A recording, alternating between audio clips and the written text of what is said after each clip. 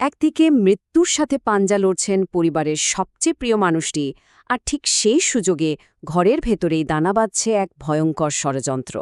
হ্যাঁ, আজ আমরা এমনই এক শ্বাসরুদ্ধকর ঘটনা নিয়ে আলোচনা করব।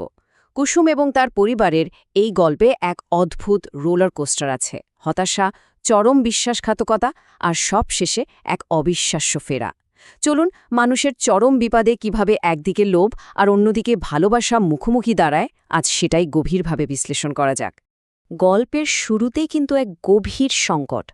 হাসপাতালের নিস্তব্ধ করিডোর আর ডাক্তারদের সেই ভয়াবহ উচ্চারণ। রোগীর অবস্থা খুবই ক্রিটিক্যাল, কোনো আশা নেই। একবার কল্পনা করা যাক এই একটা মাত্র বাক্য গাঙ্গুলি পরিবারের ওপর কতটা বাজ পড়ার মতো আঘাত এনেছিল। মুহূর্তের মধ্যেই যেন পুরো পরিবার এক তীব্র দম বন্ধ করা হতাশার অন্ধকারে তলিয়ে যায়। আমাদের আজকের ব্যাখ্যার প্রথম পর্ব, হতাশার অন্ধকারে নিমজ্জন। হাসপাতালের চার দেয়ালের মাঝে শুরু হয় এক মরিয়া লড়াই। পরিস্থিতি কতটা দ্রুত হাতের মুঠো থেকে বেরিয়ে যাচ্ছিল সেটা একটু খেয়াল করলে বোঝা যায়। মাত্র কয়েক মিনিটের ব্যবধান।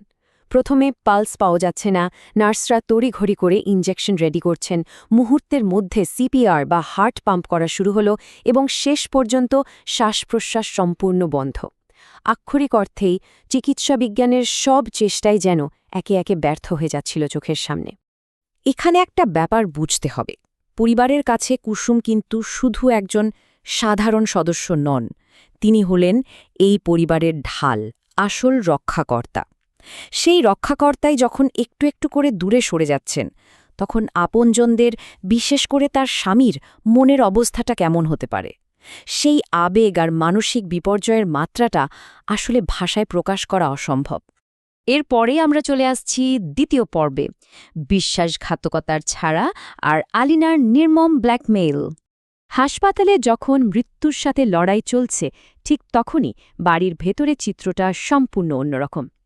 একদিকে অনুশ্রীর এক মর্মান্তিক গোপন সত্য, তার সাম্প্রতিক গর্ভপাত, আর ঠিক তার বিপরীতে আলিনার এক ভয়ঙ্কর দাবি, পুরো বাড়ি এবং ব্যবসার মালিকানা।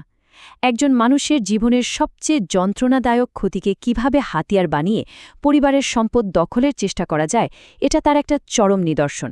মানুষের বিপদের সুযোগ নিয়ে ষড়যন্ত্র কিভাবে দানা বাঁধে, সেটা এখানে একেবারে দিনের আলোর মতো পরিষ্কার। আর এই ব্ল্যাকমেল কোনো লুকোচুরি নয়, একেবারে সরাসরি এবং নির্মম। আলিনার স্পষ্ট শর্ত, আমি আমার মুখ বন্ধ রাখব যদি আমার চাওয়া দাম দেওয়া হয়, এই কাগজপত্রে সাইন করে দাও। মানে সে শুধু ফাঁকা হুমকি দিয়েই কিন্তু থামেনি, তার কাছে আগে থেকেই রেডি করা সম্পত্তির কাগজপত্র ছিল, এমনকি প্রমাণ হিসাবে একটা ভিডিও পর্যন্ত ছিল। অনুশ্রীকে একেবারে খাদের কিনারে পুরোপুরি কোণঠাসা করে ফেলে সে।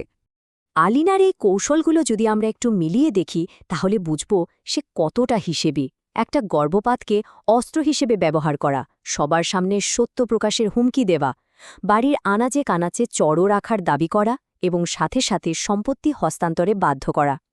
একটু ভাবা যাক, যখন একটা পরিবার তাদের জীবনের সবচেয়ে বড় সংকটের মধ্যে দিয়ে যাচ্ছে, ঠিক সেই মুহূর্তে এমন সহানুভূতিহীন হয়ে আর্থিক লাভের চেষ্টা, এটা সত্যিই অভাবনীয়।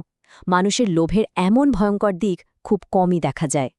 এবার আসি গল্পের তৃতীয় পর্বে, মুক্তির আলো, প্রার্থনা আর ঐক্যের শক্তি নিয়ে এই পর্ব। ষড়যন্ত্রের অন্ধকার যখন ঘনীভূত হচ্ছে, তখনই গল্পের আবেগে ক্লাইম্যাক্সে আমরা এক হৃদয় নিংড়ানো আর্তনাদ শুনতে পাই। এই মন্দির যদি আমার কুসুমকে আমার কাছে ফেরাতে না পারে, তাহলে কে পারবে? মন্দির প্রাঙ্গণে দাঁড়িয়ে পরিবারের এই দাবি যেন মৃত্যুঞ্জয়ী এক আকুতি। প্রিয়জনকে মৃত্যুর একেবারে প্রান্ত থেকে ফিরিয়ে আনার জন্য চরম বিপদে মানুষের এই ঐশ্বরিক নির্ভরতাই যে অনেক সময় শেষ সম্বল হয়ে দাঁড়ায়, সেটা আমরা এখানে খুব গভীরভাবে উপলব্ধি করতে পারি। কিন্তু আবার যদি হাসপাতালের সেই শীতল বাস্তবতায় ফিরে যাই, এক বিশাল প্রশ্ন কিন্তু আমাদের সামনে এসে দাঁড়ায়। একজন রোগীর যখন শ্বাস বন্ধ হয়ে গেছে, নিথর দেহের উপর একটানা সিপিআর চলছে, তখন কি ডাক্তারদের এই মরিয়া চেষ্টাগুলো সত্যিই ব্যর্থ হয়ে যাবে? এই চরম উৎকণ্ঠা আর ভয়ে তখন চারপাশের বাতাসে যেন ভারী হয়ে ভাসছিল। আর ঠিক তখনই ঘটে যায় সেই অবিশ্বাস্য ঘটনা। চিকিৎসা বিজ্ঞানের যাবতীয় হিসাব নিকাশ, সমস্ত প্রত্যাশাকে সম্পূর্ণ ভুল প্রমাণ করে ডাক্তার এসে ঘোষণা করেন, দিস ইজ আ মিরাকল। কুসুম বেঁচে ফিরেছেন, তিনি আনুষ্ঠানিকভাবে বিপদমুক্ত। এটা এমন এক মুহূর্ত যা সমস্ত বৈজ্ঞানিক যুক্তিকেও হার মানায়। যেখানে স্বয়ং ডাক্তাররা হাল ছেড়ে দিয়েছিলেন, সেখান থেকেই আবার জীবন ফিরে আসে। এর পরের ঘটনা প্রবাহ শুধুই স্বস্তির।